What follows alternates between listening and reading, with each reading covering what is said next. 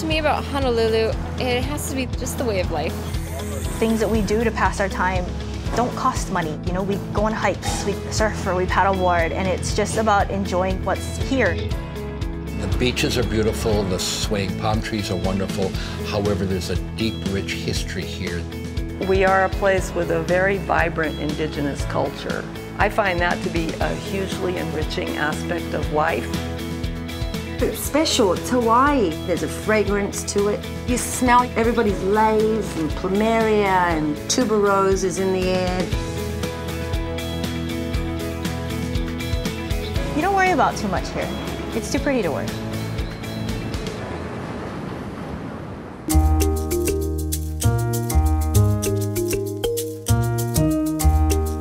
We're very fortunate with the location of the shop. We're nestled in the coconut grove of the Royal Hawaiian Hotel.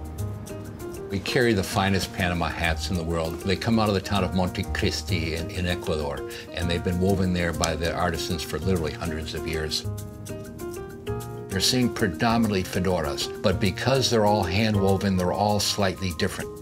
Years ago, gentlemen used to go to a haberdashery. His job was to fit the gentleman with the proper hat, and we carry on that kind of a tradition. This space was created because I had an overflow collection of vintage. I've been collecting whenever it speaks to me, whether it fits me or not. So that's why I'm sharing. Otherwise, if they fit me all, they wouldn't be yours. I like it to feel like it's your beautiful boudoir. So you walk in here and you get to dress. And you're the princess or the prince. And you grab a glass of champagne, try on some beautiful dresses, and enjoy being in paradise, really. When you walk into Nohea, you're surrounded by the art from hundreds of people from all over the islands in all their different media, and that is a really joyful experience. Local people come here for special gifts, but they aren't necessarily only really valuable things. Sometimes things are, you know, $18 or $20, but they want that Nohea Gallery sticker on it that shows that it's handcrafted, that it's made in Hawaii, and that it's, you know, it's something extraordinary.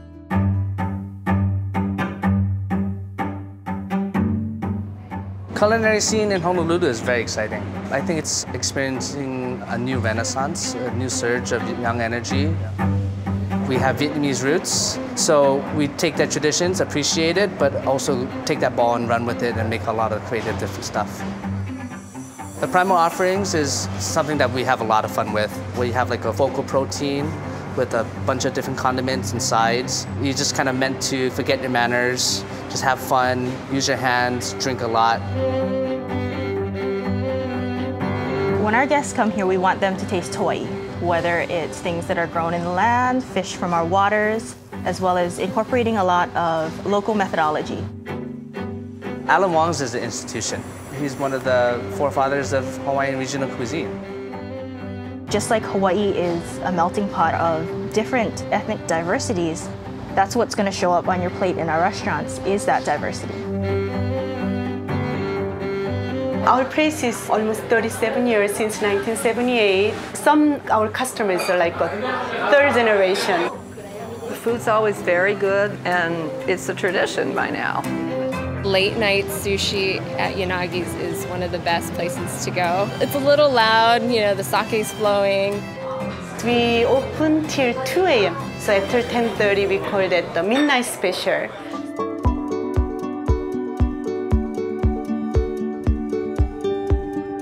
Kaiwi is one of our showcase parks. It's called the Kaiwi State Scenic Shoreline. The trail itself is an old paved road that goes to a historic Coast Guard lighthouse.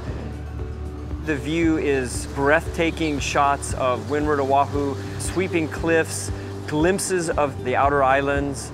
During the winter months, it's very frequently you see whales breaching in the ocean below.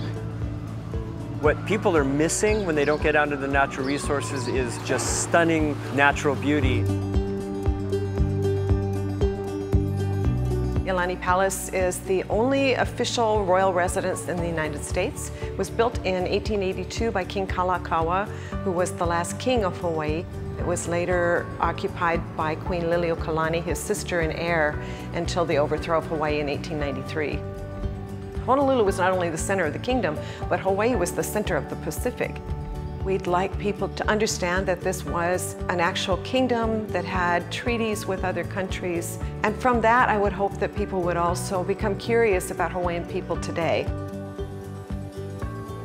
Shangri-La was originally built as the private home for heiress and philanthropist Doris Duke between 1936 and early 1939. She adapted architectural elements from all over the Islamic world and filled it with her collections of Islamic art. It's surprising. It's not what people expect. I can't tell you how often we hear, wow. To me, real aloha means treating people with respect. I think Hawaii would be not the place that it is if we didn't hold it dear and live it.